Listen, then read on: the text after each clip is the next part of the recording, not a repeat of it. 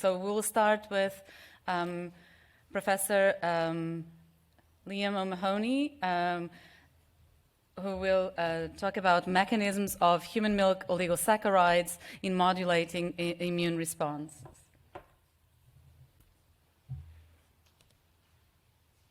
Thank you, Alex, for the introduction. So first of all, here are my conflicts of interest. I'm delighted to speak to you about the development of the early life microbiome. So we're all born sterile, so we start to pick up microbes through the birthing process. The first round come from mums and the local environment. And then over the months that follow, microbes that come from other sources like older siblings, the wider family network, pets, environmental sources, they all become much more important. But actually today there's a number of limitations to us picking up many of these microbes, from the use of antibiotics to smaller family sizes. And perhaps most important for today's discussion is around when you get these microbes, they have to be supported by something. And what they're supported by is diet. And human milk oligosaccharides, as I'll go into, is one of the most important early supporters of some of those early microbes, especially bifidobacteria. So at the same time that the microbiome is developing, we know the immune system is developing. And as we heard this morning from Peter Broden's talk, it's not that the cells, the early life immune cells, can't respond, but actually how they speak to each other is different. So they have to learn to communicate properly with each other, and they have to learn how to communicate in concert with each other so they can be very effective and regulatory networks that can be established. And of course, we would say, who's the conductor of this? It's the microbiome.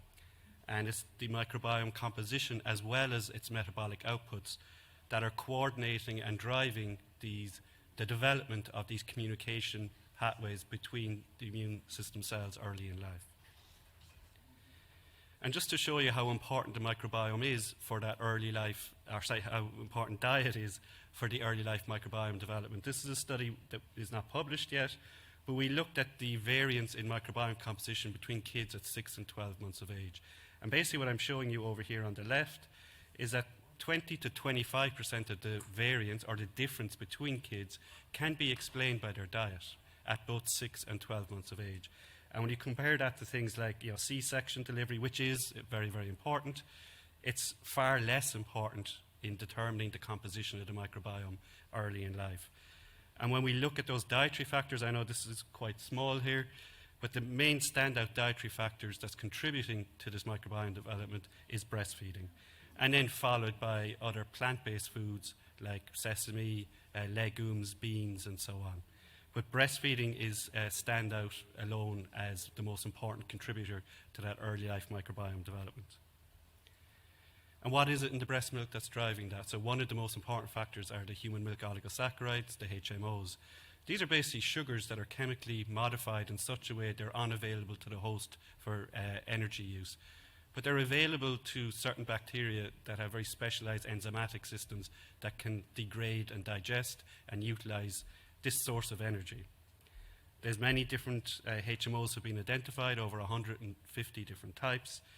And its composition can be, or the HMO composition of a mum's breast milk can be very, very different depending on many different factors.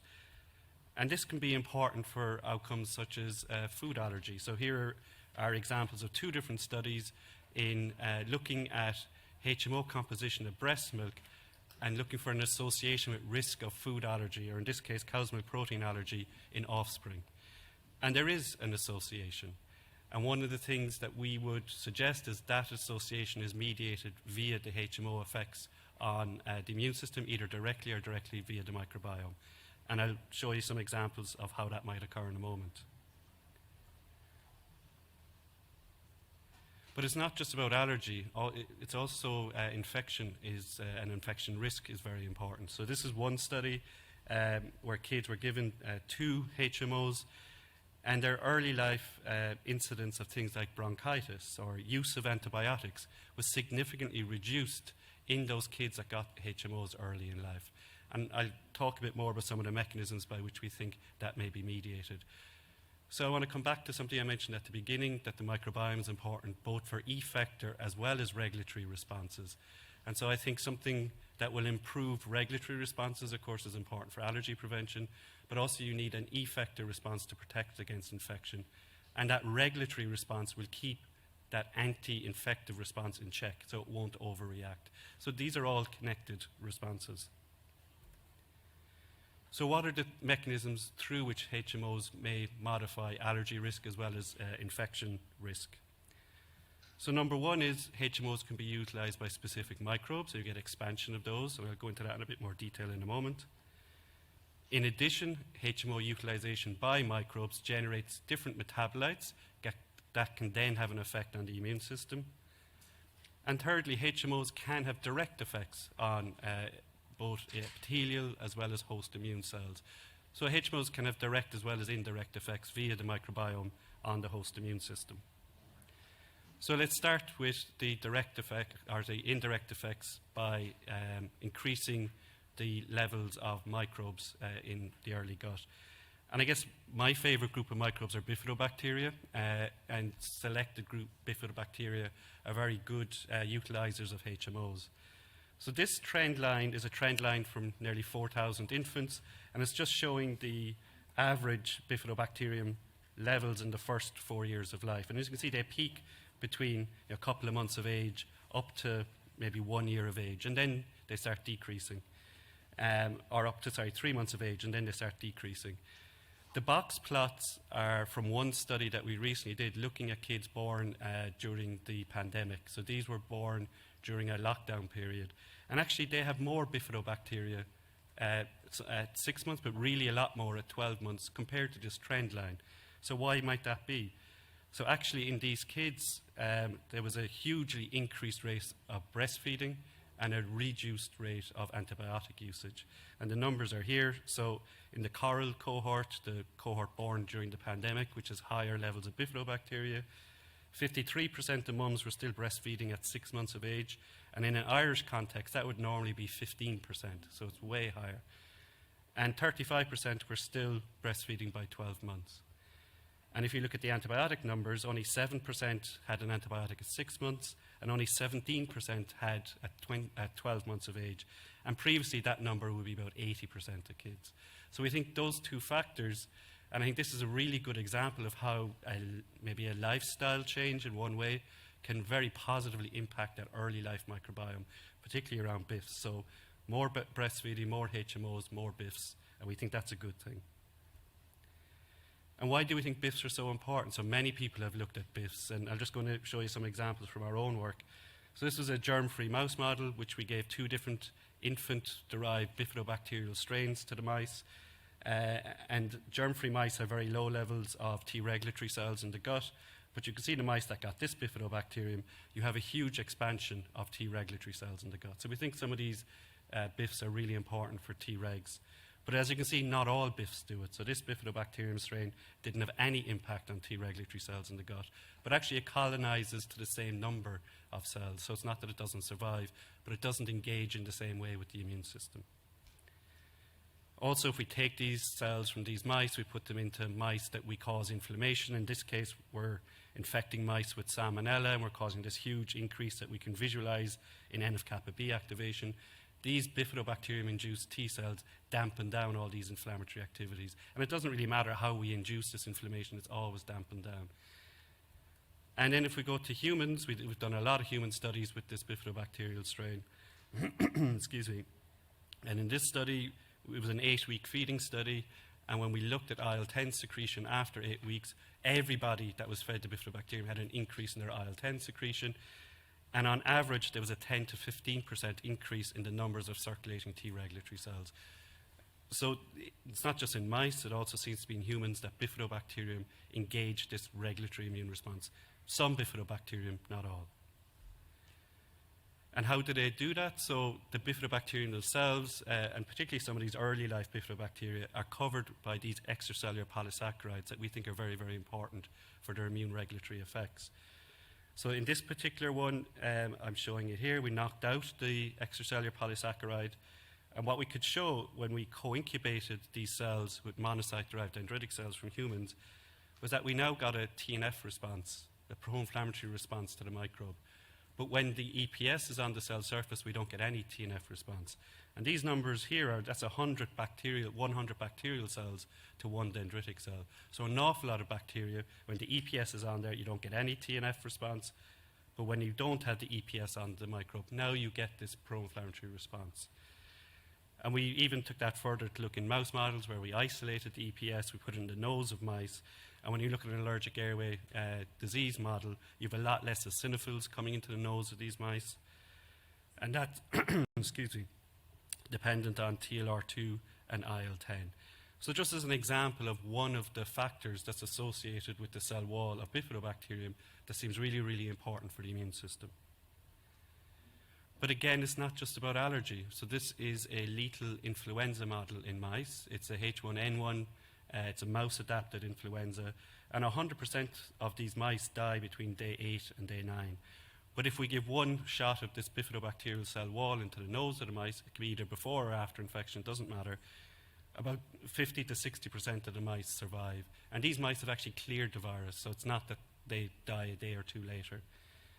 And if you look at the viral titers here, you can see the huge kickoff in viral titers that happen in the placebo mice, whereas you don't get any increase in the viral titers in these bifidobacterial treated mice.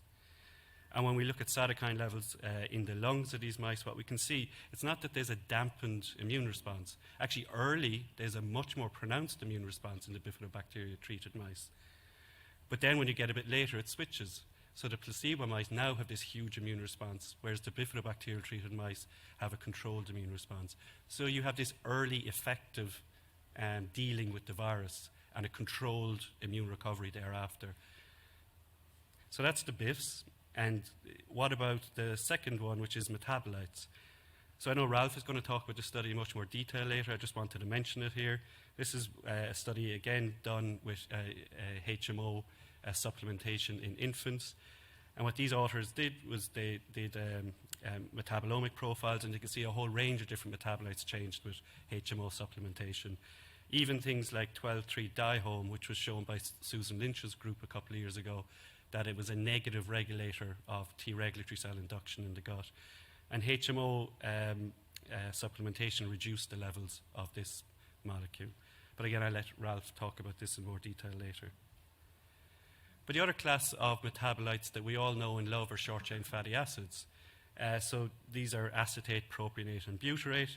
They can be made by a whole variety of different microbes. There's multiple different enzymatic pathways to make them, and I'm not going to go through all of these today.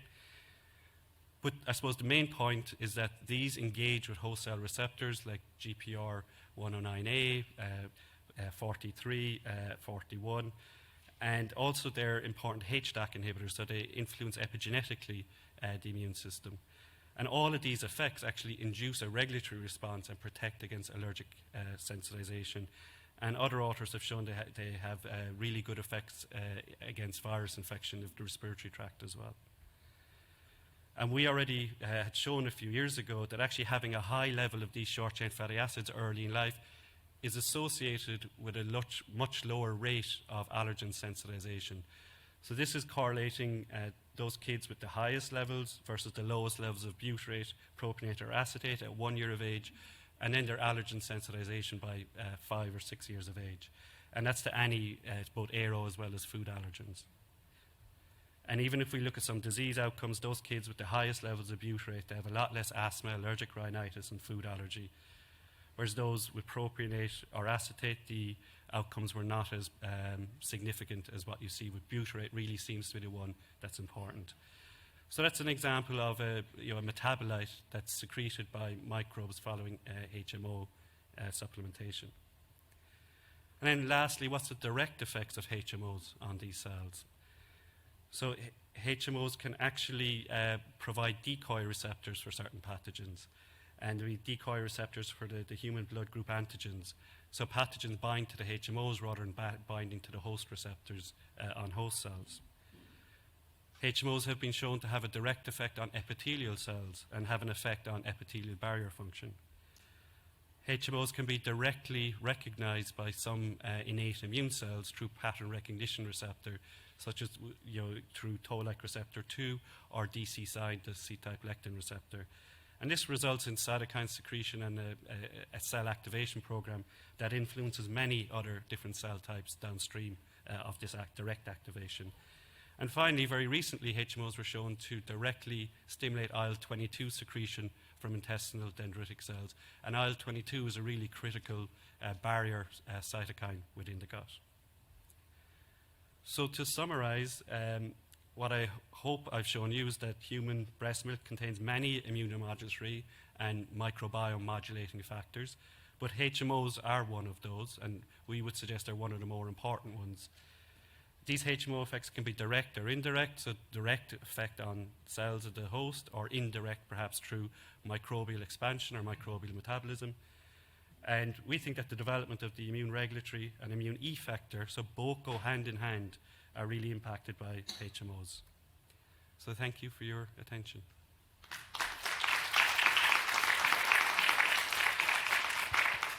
Thank you very much, Liam, for this very insightful and exciting talk.